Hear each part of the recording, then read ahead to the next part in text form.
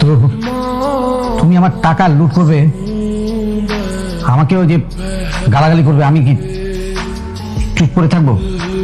আপনার পাওয়ার আপনি আপনার কাছে রাখুন, আমাকে পাওয়ার দেখাচ্ছেন কেন? আপনি মন্ত্রী হয়েছেন জনগণের সেবা করার জন্য নাকি জনগণের টাকা লুটে পটে খাওয়ার জন্য? আপনার বর্তমান অতীত সব কিন্তু আমার জানা আছে। টাকা মেরে খাই মানে? ফ্যান ট্যাক্স আইনের নামে গাইন মেরে খাচ্ছেন, তার উপর আছে শত শত কেলেঙ্কারি।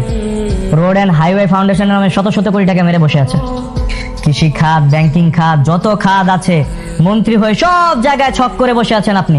প্রমিলা mutual fund, life insurance, money wheel game, money laundering, casino, কোন জায়গায় আপনি নেই? আচ্ছা আচ্ছা, শোনো শোনো শোনো, আমি আমি বুঝতে পারছি, আমরা একটা মিউচুয়াল আন্ডারস্ট্যান্ডিং এ চলে আসি। তুমি আমার যে টাকাগুলো নিয়েছো সেটা আমাকে ফেরত দিয়ে দাও।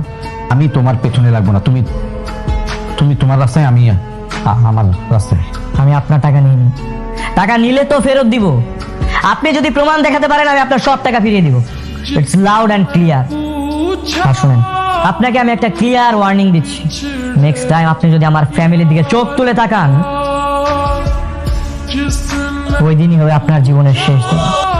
মন্ত্রিত্ব তো হারাবেনই, কবি হয়ে দেয়ালে ঝুলে থাকবেন।